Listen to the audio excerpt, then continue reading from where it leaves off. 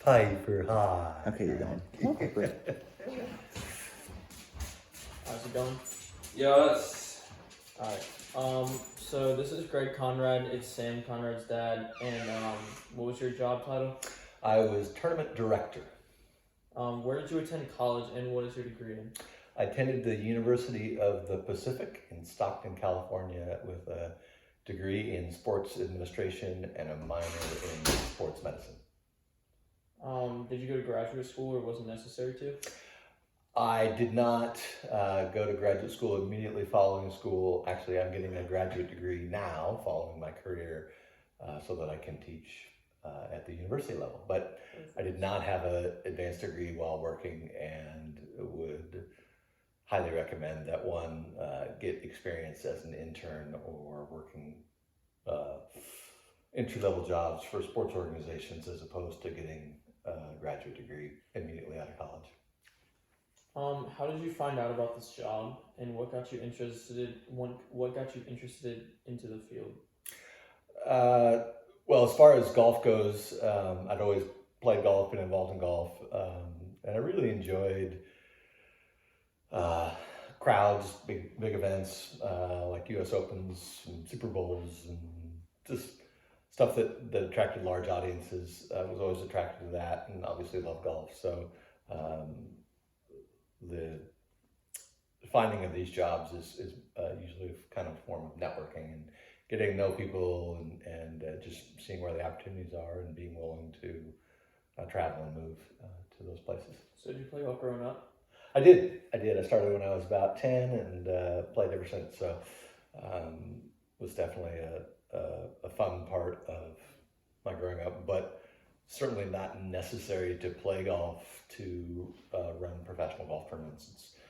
Running professional golf tournaments is more about understanding the business of golf rather than being able to play the game. What is a starting salary like for someone who works in the field? Probably depends a little bit on the state and the part of the country you're in, but I would say generally from a legal standpoint, it's usually about $32,000 to $35,000 annually for a starting salary, and then it goes up from there based on experience and job title and that kind of stuff. Did it require you to move a lot? Yeah, lived in 7 different states over the course of I worked in the professional sports business for 32, 34 years, and lived in 7 different states, and moved around quite a bit. And it's kind of one of those things where you have to go where the jobs are. So it's definitely part of the gig. What was your favorite part about the job? I think the finished product or creating an event, a golf tournament where you had huge crowds, people were having a good time, lots of noise, lots of energy, lots of enthusiasm in the community. So there were multiple communities I went into where you could tell that the event made a difference in the community, whether it was charity or opportunity to be seen nationally or internationally. So it was a lot of fun to create events that the community got excited about, but definitely the thing that I think I enjoyed the most was generating events that drew large crowds and lots of energy. So what's like the biggest tournament you ever set up? Probably U.S. Senior Open. I ran a U.S. Senior Open in Hutchinson, Kansas. They had I think the county itself was about 80,000 people, so a really small county, but we had about 125,000 people there over the course of 5 days. So is that Prairie Dunes? Prairie Dunes, yeah, really fun, great golf course, but really fun community. It was the biggest event that they were going to ever have. In fact, it was the biggest outdoor event the state of Kansas ever had. So that was pretty fun, and obviously anytime you can do something for the United States Golf Association, it's pretty cool, and it's kind of a big deal. So we were shown to obviously nationally, but also internationally in over 100 countries. So it's pretty cool. So is that your favorite tournament you ever set up? Yeah, I think so. Just because I think the Midwest is really fun, and it was cool too because it was just such an important event to everybody. Everybody was excited about it. The players were excited about it. It was a great golf course. So there really weren't a lot of negatives. The only negatives for me for that event, quite frankly, were the fact that it was the first event that Greg Norman, Arnold Palmer, and Jack Nicklaus did not play in. So, but we had Tom Watson, who's from Kansas, so that helped. But that was that was a bummer because Nicklaus hero growing up, but it worked out great. So what did you find most challenging about setting up tournaments? Politics. I think that there's generally a lot of people involved, and everybody has their own agenda. So the biggest challenge is getting everybody moving in the same direction. So, like the golfers wanted one type of event, and the PGA Tour wanted another type of event. The sponsor wanted a certain kind of event, and everybody had different objectives, which is natural. But the idea is to get everybody thinking about the same goals and the same mission. So you've got to make sure that everybody's on board with that and be able to manage the different expectations and the different agendas. And it can be quite political, just because everybody's got different priorities. So, what are the most essential basic skills or like personality traits that are necessary to have if you want to work in this occupation? I would definitely say, and this ties pretty well into your last question, and that's people skills. You got to have people skills. You got to be able to work with athletes. You got to be able to work with business people. You got to be able to work with guys that are digging ditches and guys that are building stuff. You have to relate to all types of people and make them all feel good about what they're doing. You have to be able to sell not only yourself, but you have to sell the product and be able to get people excited about it and moving in the same direction. Like I said, I don't think it's particularly important to have a knowledge of golf, but it is important to have good people skills for sure. Did you ever have to deal with any bizarre complications while setting up a tournament? Yeah, there was always some challenges. Generally, most of them related to weather. Whether it be tornadoes or when I ran the PGA Tour event in Colorado, it was during 9/11 and that time frame, so we had to deal a lot with terrorism and bomb sniffing dogs and just a lot of planning that otherwise wouldn't be really necessary. Dealt with hailstorms, tornadoes, and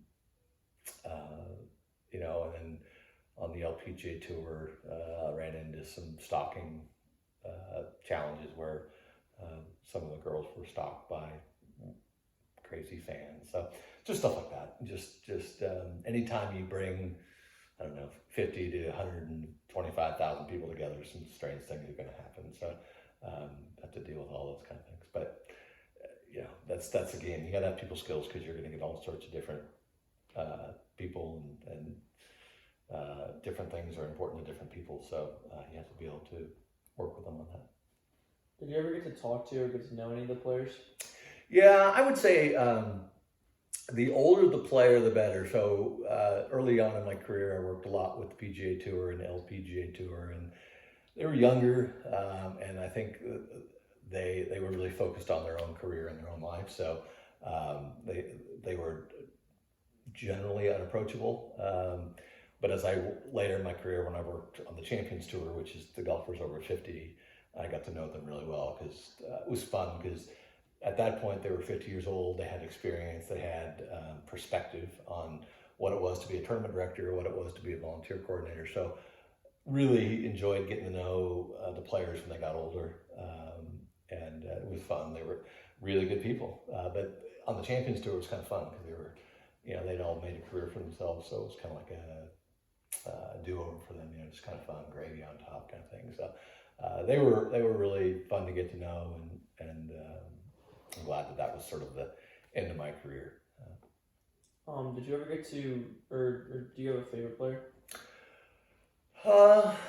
Not really. I would say that I discovered a lot of players that I really enjoyed being around, like the Larry Mize, who was a Masters champion, who was a great guy. Mark Hakovecki was a really nice guy. John Daly was actually a good guy, just had a lot of demons, a lot of challenges in his life, but a pretty interesting guy. And then there were guys that no one's ever heard of that were just really nice people and really really talented, but just good people, and they got it. But and I still stay in touch with quite a few of them. Steve Stricker, who's going to be the Ryder Cup captain, super nice guy, Midwest guy. Couldn't be more down to earth. He was a lot of fun to work with. And I would say generally the big stars, even even at that time on the Champions Tour, most of them were pretty easy to work with. There was always a few guys that weren't a lot of fun, but that's kind of, you get 80 guys together, there's going to be a few jerks. Do you know the biggest differences between setting up a PGA Tour event and then a Champions Tour event are?